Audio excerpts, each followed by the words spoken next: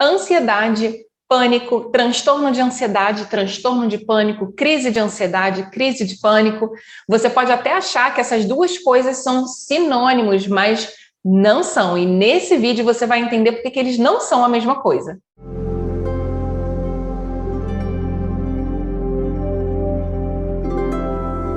Olá, seja bem-vindo, seja bem-vinda ao meu canal.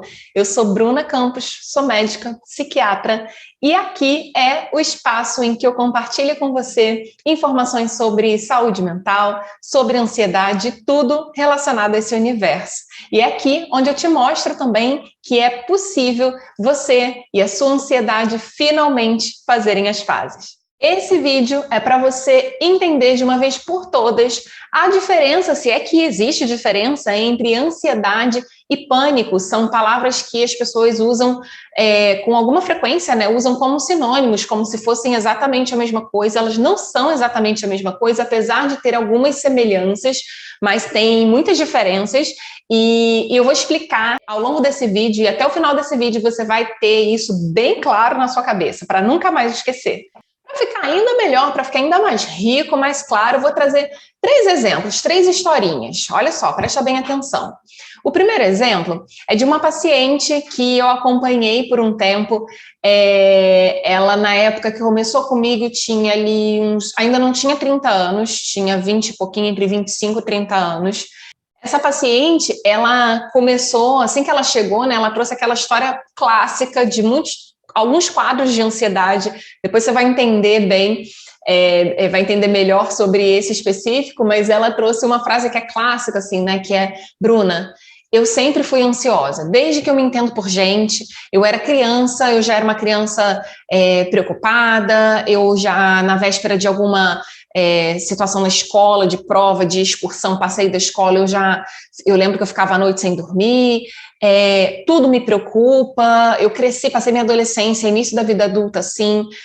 Todo mundo percebe, todo mundo sabe que eu sou preocupada, estressada, eu sou muito insegura, eu fico o tempo todo ali tentando, né, assim, controlar as situações. Então, aquela preocupação bem difusa, uma ansiedade bem difusa, que tudo ali no dia a dia funciona como um gatilho ali, né, para ela se sentir mais ansiosa, sair ali da ansiedade que ela está já habituada, né, e apresentar até sintomas de ansiedade. Quando ela chegou para mim, ela estava nesse momento, assim, com sintomas mesmo físicos e importantes e com prejuízo na saúde por conta desse aumento da ansiedade. Essa é a nossa personagem número 1. O personagem número 2 foi um paciente que eu atendi e que ele também era um paciente jovem, mas na maior parte do tempo, no dia a dia dele, ele não tinha preocupações tão constantes assim, relacionadas às situações do dia a dia,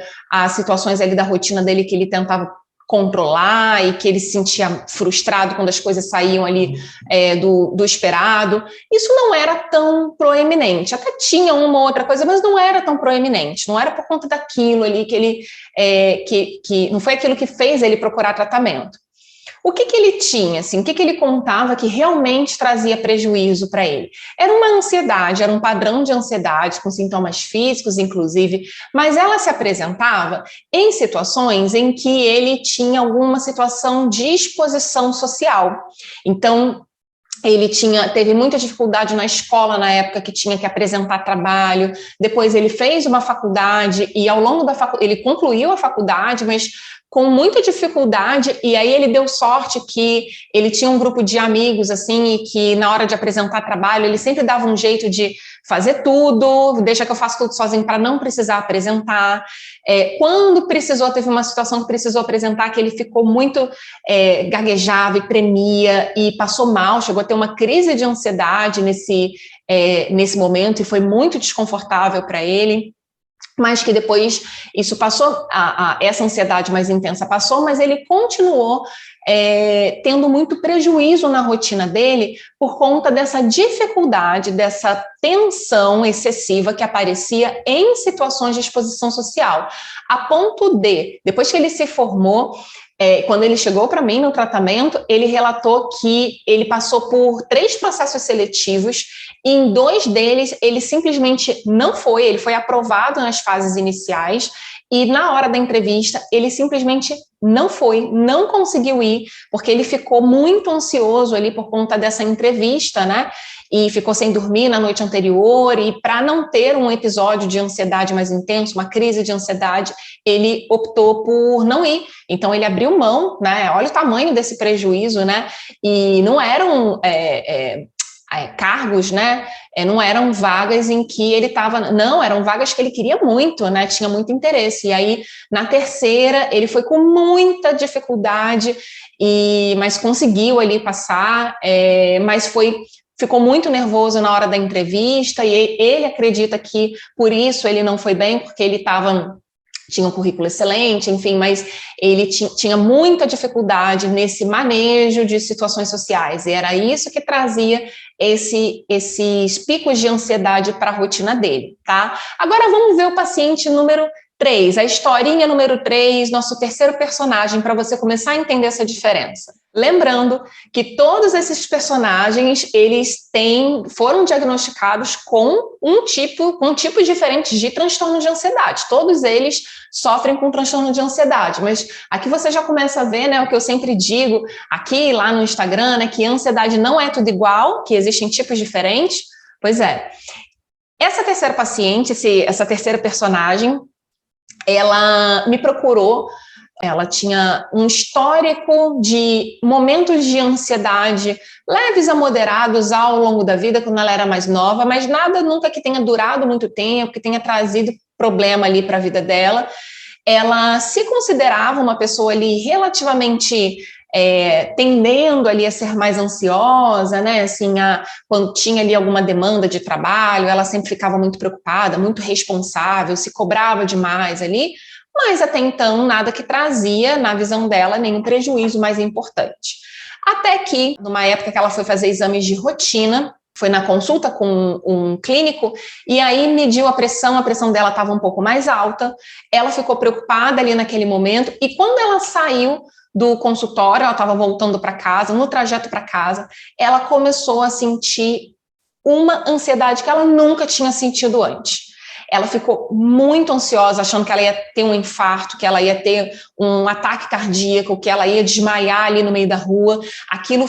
Ela teve tremor, taquicardia, né, o coração acelerado, falta de ar, uma sensação terrível. Ela foi correndo para emergência, foi atendida lá, contou, inclusive, que horas antes ela tinha ido ali na consulta, que não tinha saído assim muito preocupada, né, mas que a pressão tinha dado um pouquinho mais alta, mas que, né, e, bom, fizeram exame lá na emergência, a pressão dela estava normal, ela fez exame, estava tudo normal, ela não estava sentindo nada. E o médico orientou, falou para ela que poderia ser estresse, poderia ser algo emocional. Ela ficou ali, não comprou muito essa ideia, mas a partir daí, ela começou a ter muito medo de sair na rua sozinha de novo, de ter de correr o risco, né, de passar mal na rua, quando tivesse, enfim, não tivesse ninguém para socorrer, e sair sem a companhia de alguém.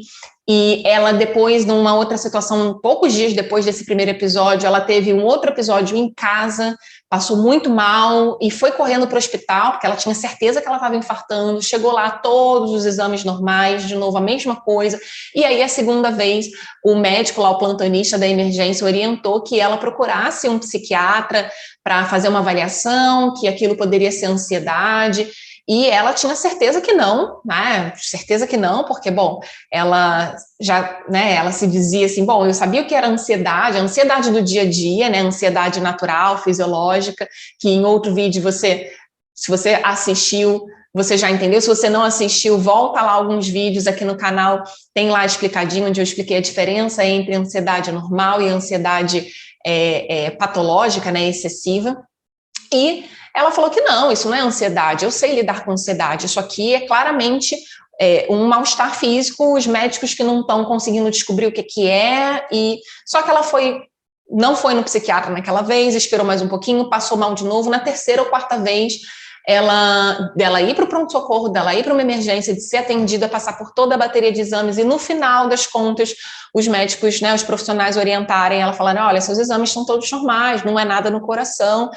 Ela, muito contrariada, né, muito contra gosto, marcou a consulta e a gente foi avaliando que realmente ela teve esse episódio essa crise de ansiedade súbita, muito intensa, que atingia um pico, assim, de repente, assim, né, sem fatores ali muito claros, desencadeantes, ela não conseguia, pelo menos naquele momento, pontuar e apontar nada que causasse, que pudesse estar causando aquilo, então estava tudo bem e ela sentia esse desconforto muito intenso e achando que ia morrer e com a sensação de sufocamento, enfim.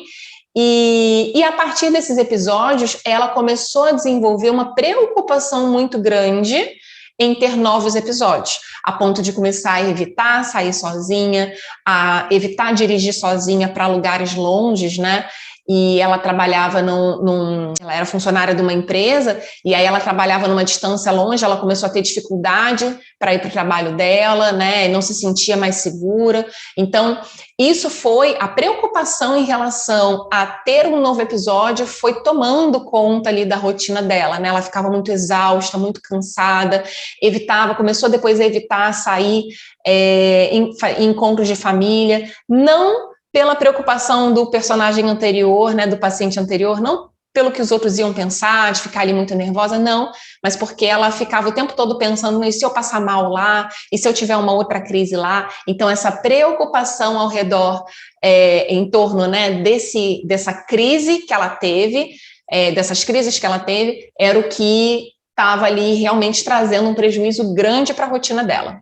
E agora que você conheceu esses nossos 3 personagens desse vídeo, você conseguiu entender que mesmo os 3 tendo sido diagnosticados, né, preenchendo critérios para transtornos de ansiedade, cada um apresenta um padrão de ansiedade diferente? Você consegue perceber isso? A primeira paciente, a paciente 1, uma ansiedade mais difusa, uma ansiedade mais provocada por diversos fatores ali no dia a dia, aquela pessoa mais tensa, sempre mais ligada ali no 220, mais preocupada, mais controladora de uma forma geral, né?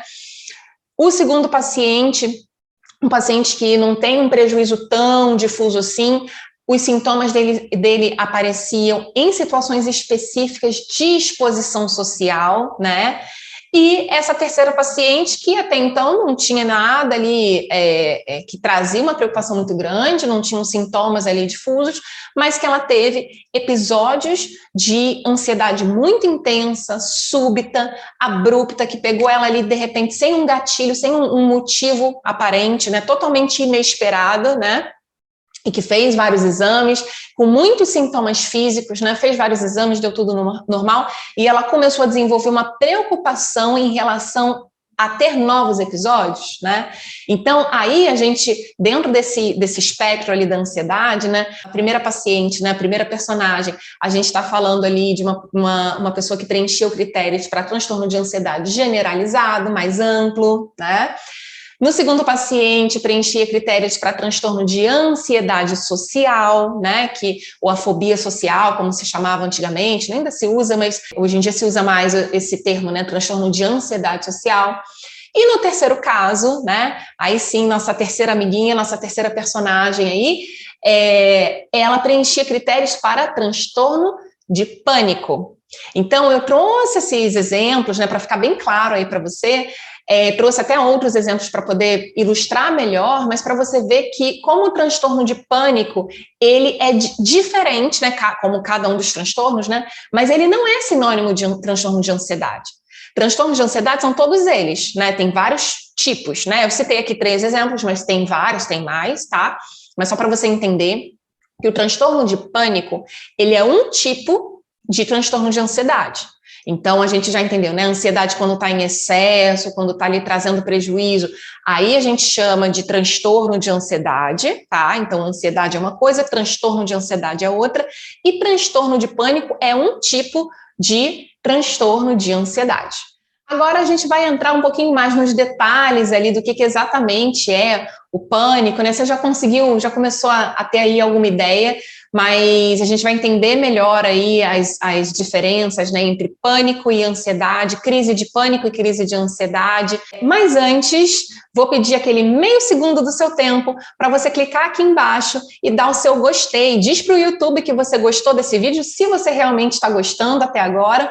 Por quê? Porque isso faz com que o YouTube entenda que esse vídeo tem um conteúdo importante, tem um conteúdo relevante. Então, quanto mais gente diz que gostou, diz que o vídeo é um bom vídeo, que as informações aqui são preciosas, são ricas, quanto mais isso acontece, mais ele entrega, né, para mais pessoas. Então, isso ajuda a gente a levar aí, espalhar a palavra da saúde mental pelo mundo. Então, deixa aqui o seu like. Bom, vou explicar um pouquinho melhor agora sobre o ataque, a crise de pânico, tá? Que é a partir dela, né, a partir desse fenômeno que a gente vai entender melhor o transtorno de pânico. Os sintomas de pânico, né, o pânico, na verdade, assim como a ansiedade, né, ele também pode acontecer em pessoas que não sofrem com transtorno mental, não sofrem com transtorno de ansiedade. Né? Quer ver um exemplo? Às vezes você está diante de presencia um assalto, ou sofre um assalto, né? Ou alguma situação de violência mais grave, ou você está dirigindo ou está numa estrada e aí acontece um acidente ou com você, ou você presencia um acidente muito grave na sua frente, né? Aqueles segundos ali, diante daquela situação muito ameaçadora, né, que exige ali um tempo de resposta rápido, seja você presenciando com alguém, né, presenciando isso acontecer com alguém, ou você mesmo passando, né, por essas situações, aí mais ainda, né, o nosso corpo, ele recruta muito imediatamente essa resposta de tensão, né, de apreensão. Então, vem aquela sensação de pânico mesmo, né, que é o ápice do medo, né, assim, a forma mais intensa de manifestação física e psíquica que o medo tem na gente. E aí a gente pode ter sensações até esquisitas, né, de sentir um frio na espinha, de sentir o coração acelerando, batendo muito rápido, falta de ar.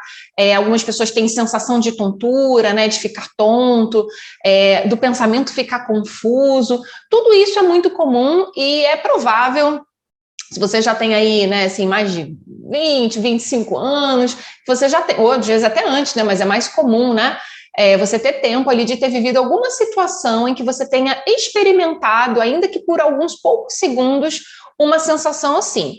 E isso, né, como eu sempre digo, isso por si só não é algo patológico, não é um problema de saúde. Quando é, então, que os sintomas de pânico, eles passam a preocupar, né? Existem alguns quadros dentro dos transtornos de ansiedade, né, dos quadros de ansiedade. Uma das apresentações da ansiedade é exatamente essa, né? Imagina você tá andando ali num shopping, num lugar, ou às vezes até mesmo em casa, ou às vezes até mesmo dormindo, também pode acontecer dormindo, e você é tomada por essa sensação, por essas manifestações físicas, como se tivesse acontecendo um desastre, só que isso de repente, não tem nada acontecendo, e o seu corpo é inundado por essas sensações, né, por essas alterações físicas e psíquicas, tudo ao mesmo tempo, em fração de segundo, em poucos minutos, aquilo atinge um pico extremamente desconfortável e a pessoa se sente extremamente vulnerável, porque, bom, aconteceu do nada, né? E é muito desagradável. Só quem já teve um ataque de pânico, crise de ansiedade de uma forma geral, mas ataques de pânico, que são esses episódios de ansiedade mais específicos e mais intensos, de forma mais abrupta, sem motivo aparente, né? Na maioria das vezes. Só quem já passou por isso sabe o quão desesperador é estar nessa situação, né? E a pessoa começa a pensar: eu estou tendo um ataque do coração, eu vou desmaiar, eu vou morrer, eu estou com alguma coisa grave. E muitas vezes são pessoas que são atendidas, né? Elas correm para o pronto-socorro porque eu estou passando mal, tem alguma coisa muito grave acontecendo comigo, né? E aí, quando chega lá, bom, não tem, não diagnosticamos nada, não encontramos nada, os exames não mostraram, né? E aí fica aquela insegurança, né? Então, bom, se aconteceu uma vez e foi do nada, então será que pode acontecer de novo? E quando essa insegurança ela fica ali predominante, né? Persistindo ali na rotina da pessoa, é que a gente começa não, né? Mas quando pode começar, né, a desenvolver um transtorno de pânico.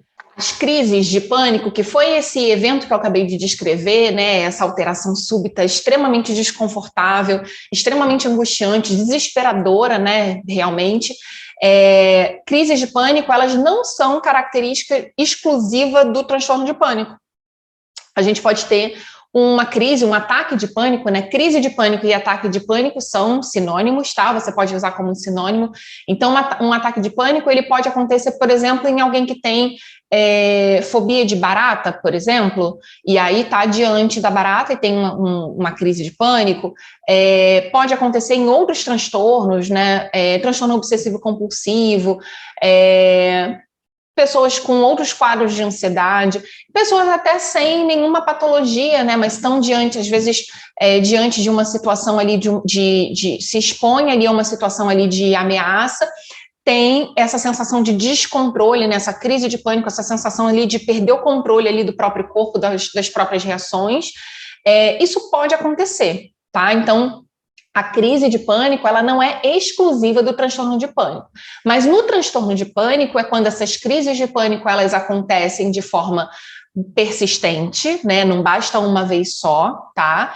E a gente precisa também ter essa preocupação, né? No transtorno de pânico existe essa preocupação em ter um novo episódio. Bem resumidamente, é isso que diferencia, né? Uma crise de pânico isolada, ou uma crise de pânico, por exemplo, em alguém que tem algum outro transtorno, algum outro diagnóstico, de alguém que tem transtorno de pânico. Então, talvez você já tenha ido num médico e teve uma crise de ansiedade, que ele identificou como sendo crise de pânico, e aí falou que tem pânico, porque eu tenho pânico e ansiedade generalizada e não sei o que lá, um monte de diagnóstico, mas não necessariamente, você não necessariamente tem um transtorno de pânico também, tá? Mas são diagnósticos que podem existir ali ao mesmo tempo. Bom, vamos entender o que é uma crise ou um ataque de pânico, né? Da mesma forma que o transtorno de pânico é um tipo de transtorno de ansiedade, a crise ou ataque de pânico é um tipo de crise de ansiedade. E é uma crise de ansiedade um pouco mais específica, com características mais específicas, tá? Crise de ansiedade, de uma forma geral, né? A gente entende como, não tem uma definição única, mas a gente entende crise de ansiedade como tem algo ali que está me preocupando, eu estou ali num estado ali de tensão um pouco maior, e eu começo a sentir alguns sintomas físicos, né? Assim, aquela preocupação fica tão grande que começa a me trazer um desconforto, e aí eu preciso parar o que eu estou fazendo por conta daquele mal-estar físico que aquela ansiedade está me trazendo. Geralmente, né? Nas crises de ansiedade, de uma forma geral, a gente consegue identificar, bom, eu estou preocupada, estava preocupada ou ansioso, ou ansiosa com aquela situação, ou estava pensando naquilo, e aí comecei a ficar preocupado com um monte de coisa, e aí isso me levou a ter uma exacerbação daqueles sintomas de estresse que nos outros vídeos a gente já falou, né? A gente já passeou aí pelas definições ali, como a ansiedade se manifesta no corpo, né? Então, se você não assistiu esse vídeo, então volta nos vídeos anteriores, está bem explicadinho lá, tá? Então, a crise de ansiedade é essa exacerbação, né, assim, da ansiedade de forma mais intensa. A crise de pânico, o ataque de pânico, também mas como eu falei, com algumas diferenças, tá? E quais são essas diferenças? O ataque de pânico, ele tem como característica principal esse início súbito, abrupto, é uma coisa rápida, é uma coisa que em poucos minutos a pessoa já está ali no pico máximo de ansiedade, de medo, né, uma sensação de medo muito grande, de pavor, se instala ali, né, e é extremamente desconfortável, desagradável, né, então tem esse início rápido, né, abrupto, muito intenso, né, atinge um pico de forma muito rápida, num intervalo de tempo muito curto, e a gente precisa ter 4 ou mais de alguns sintomas específicos. A pessoa, durante um ataque de pânico, ela pode ter a sensação de coração acelerado, né, que a gente chama de palpitação ou taquicardia, né, por conta desse aumento da frequência cardíaca, a respiração ficar mais ofegante, então a sensação de falta de ar, de sufocamento, né, tremores ou abalos, né, sensação de tremor, às vezes em pontos específicos ou até no corpo todo, sudorese, né, ou seja, o suor excessivo, a pessoa começa a transpirar, né, tem pessoas que têm a sensação até de suar frio, né, isso pode acontecer. Dores pelo corpo, dor no peito é relativamente comum, né? Dor no peito, desconforto na região do peito, do peitoral, pode acontecer, enjoo, náuseas, sensação de tontura, aquela sensação de desmaio, né? De que vai desmaiar. A pessoa pode ter também ondas de frio, ondas de calor muito intenso, que são extremamente desconfortáveis quando acontecem, sensação de dormência, de formigamento, né, em algumas partes do corpo. Existem algumas pessoas que têm uns sintomas que são bem estranhos, né? Mas depois a pessoa entende ali que aquilo faz parte, né, do quadro, mas que são sintomas que a gente chama de desrealização ou despersonalização, que é uma sensação de que como se a pessoa não estivesse ali, como se ela não fosse ela mesma, como se o lugar tivesse diferente, né? Um lugar familiar para ela, mas de repente ela fica com a sensação de como se tudo tivesse um pouco estranho, né? Pensamentos, né? Um medo muito grande, a sensação ali de que vai perder o controle de si mesma, de que vai morrer, de que vai enlouquecer, né? Então, todos esses, é claro que nem sempre, né, na maioria das vezes, não são todos esses sintomas que estão presentes ao mesmo tempo, tá? Como eu falei, a gente precisa de pelo menos 4 desses sintomas, dessas alterações presentes, né? Geralmente tem mais que 4, né? Quando as pessoas vivenciam realmente um ataque de pânico, geralmente tem mais que 4 sintomas, mas a gente precisa, como diagnóstico, né? Nível de definir mesmo, né? É isso que caracteriza um ataque de pânico. E aí, no transtorno de pânico, né? Entendendo o que é um ataque de pânico, né? Você já conseguiu entender, já expliquei os sintomas. Aí, para a gente ter o diagnóstico do transtorno de pânico, o que precisa acontecer, né? A pessoa, quando vivencia esse ataque de pânico, né? Para ela ter o diagnóstico de transtorno de pânico, esse evento, esse ataque, né? Essa crise, ela precisa ser sucedida, né? Por pelo menos um mês ali dessa preocupação excessiva em ter um novo episódio, né? Então a pessoa começa, por exemplo, como eu expliquei, né, antes dei o exemplo da personagem, né, dessa paciente que eu atendi, ela começa a evitar algumas situações, né, ela deixa de sair de casa, ela começa a ter problema no trabalho, não consegue chegar no trabalho, não consegue entrar no trabalho dela, né, porque fica paralisada ali, fica com medo de passar mal, né, então a vida dela, a rotina dela vai sendo mudada ali pela preocupação e para evitar ter novos episódios. Uma coisa comum em pessoas que já tiveram transtorno de pânico, que têm transtorno de pânico, é ter dificuldade até de fazer atividades, por exemplo, atividade física, né? Fazer alguma atividade que exercício físico ou até alguma atividade que demande um pouco mais de esforço, como subir escada, né, fazer algum trabalho doméstico que demanda um pouco mais ali de esforço físico, a pessoa já começa a sentir, só de sentir o coração acelerado, que é natural, né, quando a gente está numa atividade de esforço físico um pouco mais intenso, ela já trava, né, e tem dificuldade de fazer essas atividades corriqueiras que ela fazia até então, né, pela preocupação de ter um novo episódio.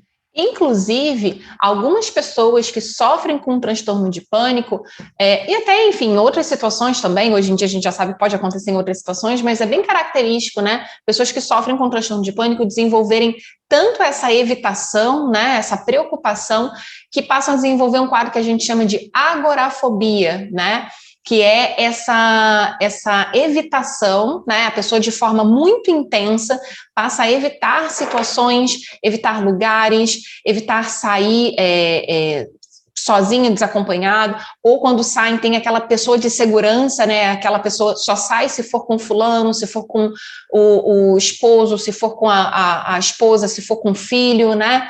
Então, que tem essa figura de segurança. Pessoas que evitam, por exemplo, lugares, né, o que é muito característico na agorafobia, a pessoa passa a evitar lugares, mesmo que sejam lugares amplos, né? Mas onde ela acha que vai ser difícil ser resgatada, né? Sair caso ela passe mal, caso aconteça alguma coisa. Então, por exemplo, ela deixa de ir em shopping muito cheio, deixa de ir em mercado, deixa de frequentar lugares que antes, que até então ela frequentava normalmente, mas ela deixa de frequentar esses lugares pela preocupação de se eu estiver lá e passar mal, eu não vou conseguir ser resgatada, vai ser difícil para eu ir embora, né? Então, quando essa preocupação ali fica muito intensa, isso traz um prejuízo muito grande, né? E muitas pessoas convivem com isso anos, né? Que passam a... Porque, bom, na medida em que você evita aquele ambiente, né? Aquela preocupação, evita ter a crise, evita ter o ataque, e aí não tem um ataque e fica tudo bem, né? Mas isso passa a fazer parte da rotina. E às vezes a pessoa passa anos, né, evitando, e aí ela passa anos sem sair, sem ir nos lugares que antes ela gostava, e muitas vezes as pessoas ficam esse tempo todo sem saber que aquilo é algo que pode ser tratado, né, que é um problema de saúde mental, mas que tem tratamento, né? Hoje em dia, tanto o tratamento farmacológico, né, o tratamento com remédios, quanto, e principalmente nesses casos, o tratamento psicológico, né, trazem uma resposta muito significativa, né? O transtorno de pânico tem uma resposta muito boa ao tratamento, né? Então, é muito importante as pessoas saberem, porque às vezes elas nem sabem que estão há anos convivendo com algo que pode ser tratado. E, bom, entender tudo isso é muito importante, né? Porque às vezes as pessoas não sabem, como eu falei, nem sabem que tem tratamento, né? Acabam tendo um prejuízo muito grande na rotina, né? O transtorno de pânico, por exemplo, faz com que as pessoas procurem muito mais, né? Serviços de saúde, pronto atendimento, consultas médicas, né? E traz uma incapacidade ali muito grande, né? Atrapalha muito a rotina, né? Quando é um quadro mais arrastado, quando as pessoas não procuram tratamento, mas com tratamento a gente pode mudar significativamente a história de vida dessa pessoa, né? E agora eu quero saber de você, coloca aqui nos comentários se você tinha essa dúvida, se você achava que pânico e ansiedade era a mesma coisa, se isso clareou agora, se agora faz mais sentido, se você conseguiu entender bem, eu acho que deu para entender bem, né, com os exemplos e com a explicação, a diferença entre um e outro, né? E se você gostou desse vídeo, se esse vídeo te ajudou, não esquece de compartilhar aqui, coloca aqui, clica aqui embaixo, compartilha no grupo de WhatsApp, nas suas redes sociais, manda esse vídeo para alguém que você acha que pode ali, né, que você conhece, que você acha que pode estar ali com algum quadro de ansiedade, ou que talvez ela tenha interesse, né, em aprender sobre ansiedade, sobre transtorno de pânico, sobre essa diferença. Então, compartilha, me ajude aí a espalhar a palavra da saúde mental pelo mundo. E se você quiser aprender mais sobre ansiedade, ainda mais, né, sobre ansiedade comigo, acompanhe aqui no canal, né? Mas também aqui embaixo na descrição desse vídeo eu coloco todos os links, né, onde você pode encontrar meus outros conteúdos, outros formatos de conteúdo lá no Instagram, no blog, né? Então tem muita coisa legal para você se aprofundar ainda mais. As aulas, os cursos que estão disponíveis agora, os que vão abrir em breve. Então tá tudo aqui na descrição desse vídeo. Não deixa de conferir e eu te espero no próximo vídeo.